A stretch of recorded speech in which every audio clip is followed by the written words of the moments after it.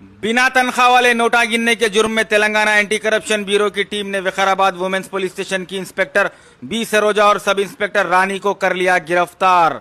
तफसीलात के मुताबिक विकाराबाद पुलिस स्टेशन की लेडी इंस्पेक्टर और लेडी सब इंस्पेक्टर ने एक डाउरी केस में इरशाद नामी शख्स से 6 घर वालों को स्टेशन बेल देने के लिए 60,000 का पैकेज बताया, लेकिन इरशाद ने अच्छा डिस्काउंट के साथ 40,000 रुपए में डील फाइनल कर दी।